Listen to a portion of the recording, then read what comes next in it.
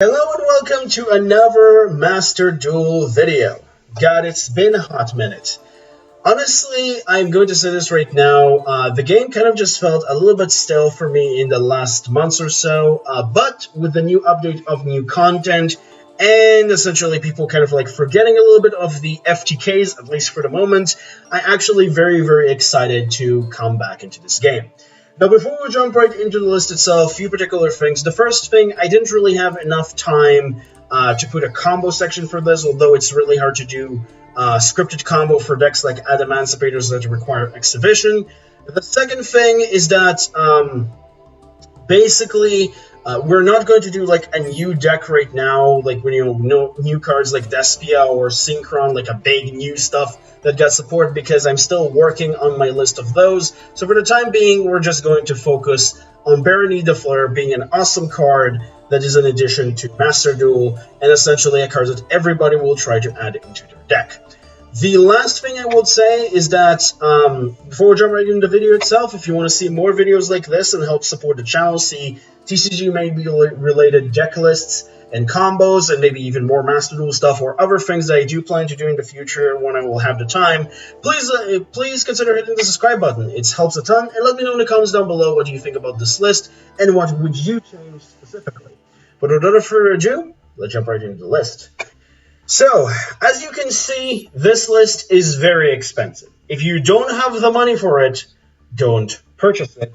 Or should I say, use your, coins to essentially craft it, because it's very expensive. But if you have the cards lying around, it's a very fun deck. And if you also have the staples running around, it's a very fun deck that just, with this card, got very powerful.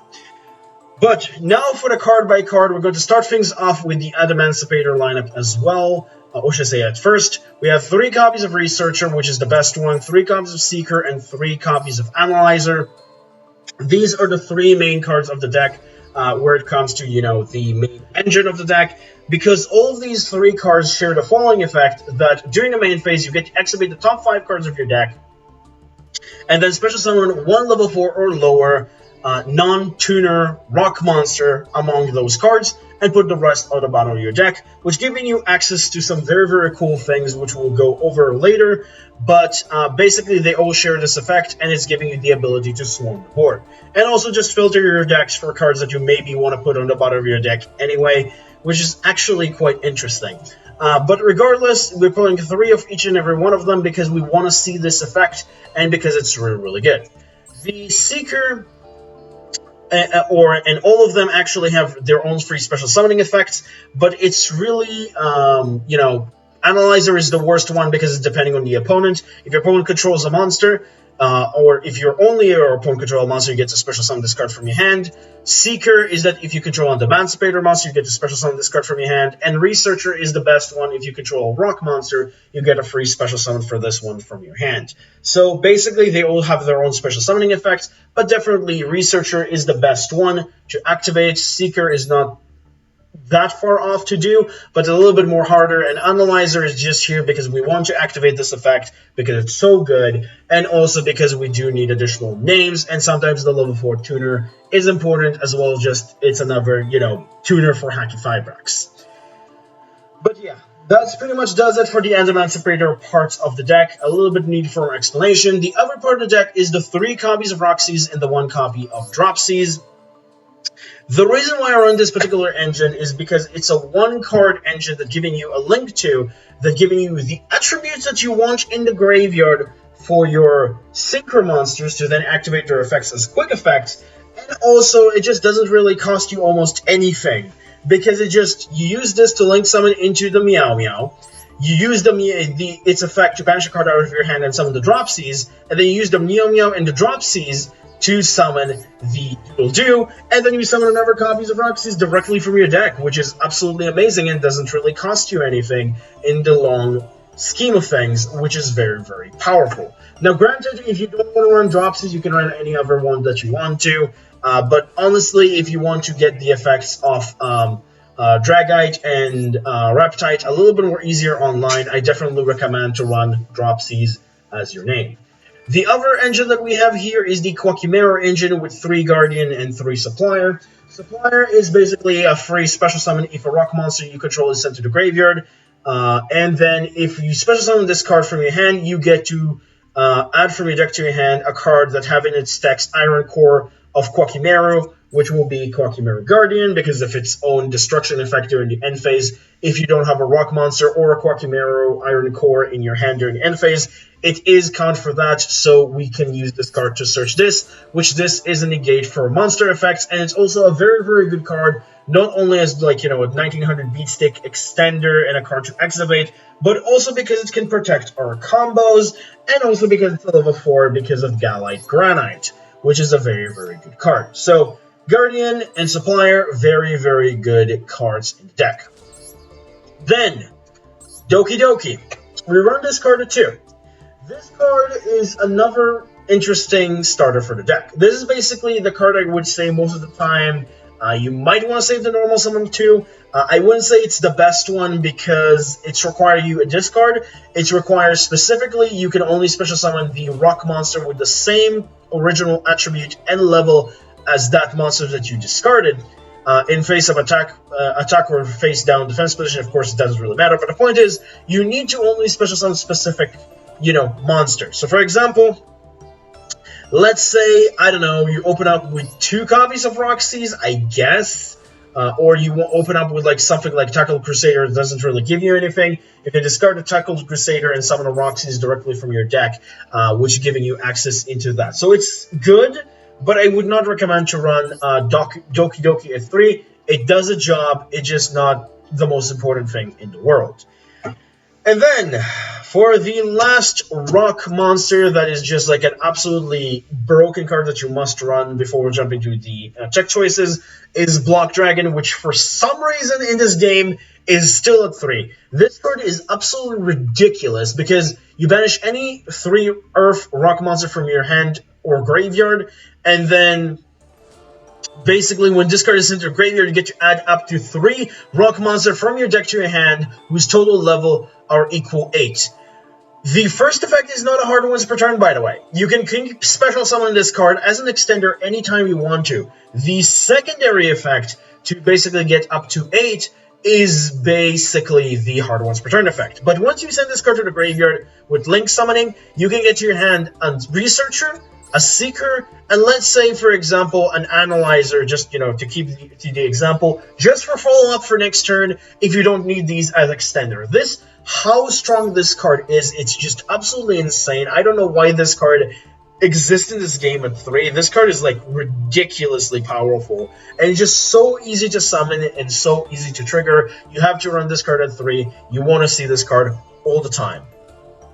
When it comes to the additional one-offs of rocks that I like to use as support, we have 1 copy of Gigantus, because this card is a rock monster that you can search with a Greater of Ease, and then you can special summon it by banishing an Earth monster from your graveyard, which is pretty cool. I actually consider to maybe run this card at more than 1, because it's actually just a good extender, but sometimes you don't really have enough rock monsters to banish from grave, or Earth from grave, due to this card existing. So maybe 1 is completely fine. And then the other one is Tackle Crusader, because it's a great card to maybe send to the graveyard with some of your effects, especially with Doki Doki, so having like a good one-off card that you can send is pretty nice. And sometimes it's just a very, very useful effect as an overall, to basically just bounce a back row or turn a monster into face-down defense position. It's actually pretty okay. So I do like this card quite a bit. And then the last rock monster that actually is part of the deck is 1 copy of Nibiru the Primal Being, because it's a rock monster, and you can search it with Galite Granite, which is part of the combos. So technically this card is a rock monster that is part of the deck, but not really, if you understand what I mean.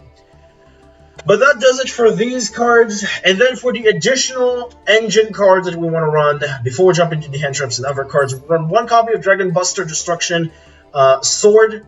We can basically attach this card with Union Carrier for part of our combo, so why not take advantage of that? And then Olion, this card is absolutely ridiculous. I don't understand why this card is not banned as well. Another option, if you want to also include the Leonite, I think the name is, the fire Adamancipator synchro monster. You can make this into a jet synchron, but Olion is definitely better because it's giving you a token, and it's also just a level 2. And again, it's a wind, which is good with your Reptite if you want that effect online. So definitely a good card, as long as it's legal, I will definitely play this card. But that does it for these cards as an overall. For the additional hand traps and stuff like that, 3 Max C, obviously you have to play 3 Max C. 3 Ash Blossom and Joyous Spring, this card is absolutely ridiculous as well, just negating any effect on your opponent touching the deck is actually really, really good.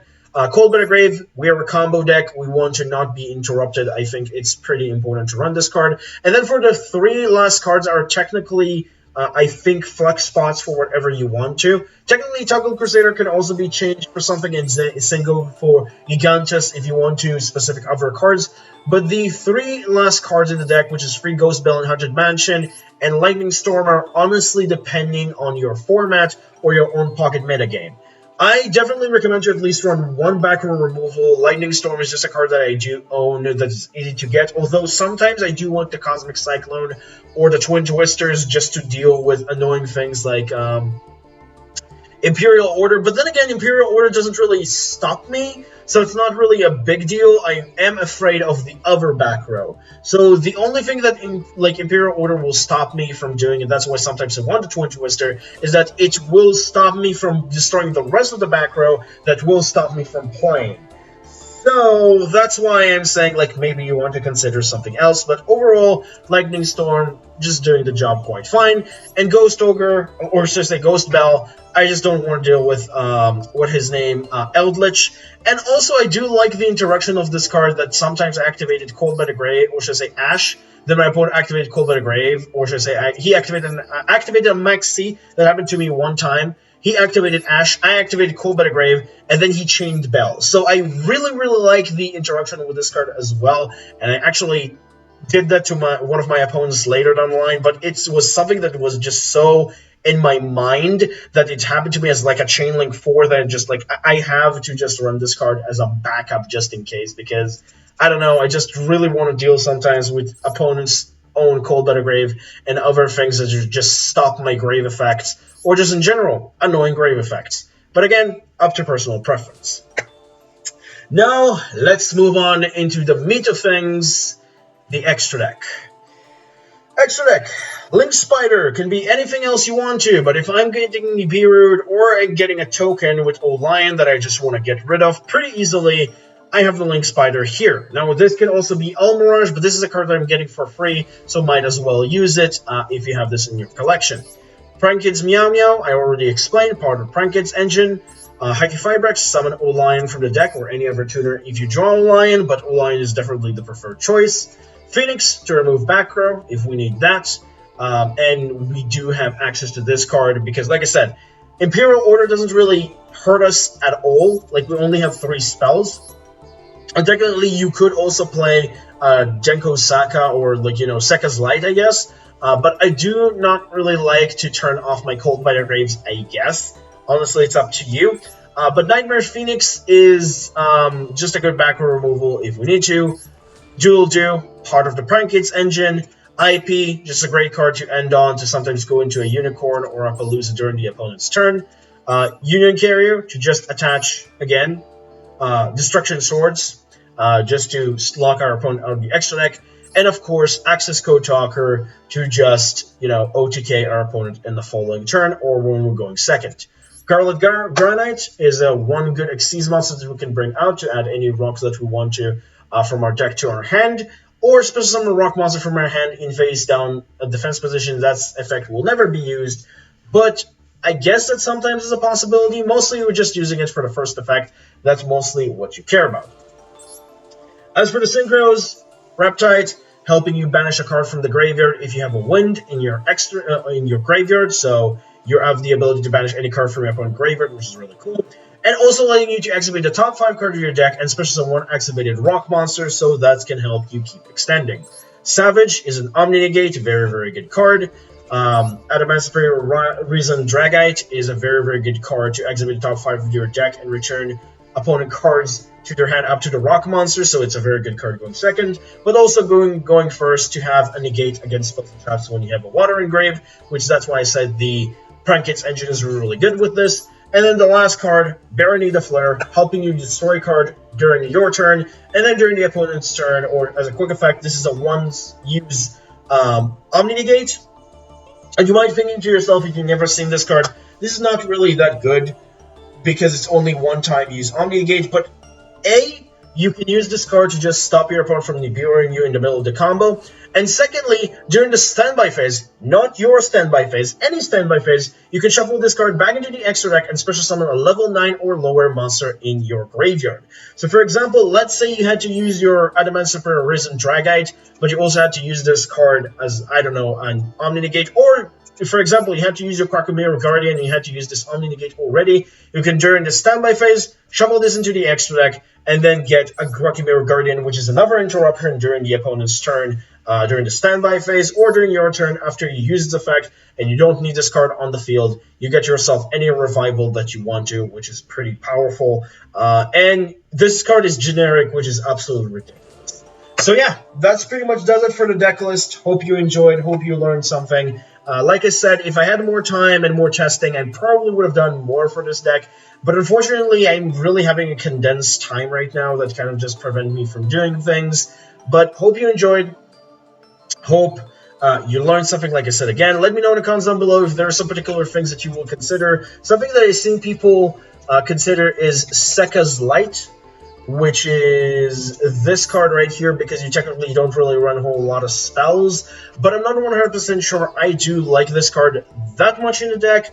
Honestly, it's up to personal preference. I still need to test with it. But yeah, that's pretty much it. See you in the next one. Bye-bye.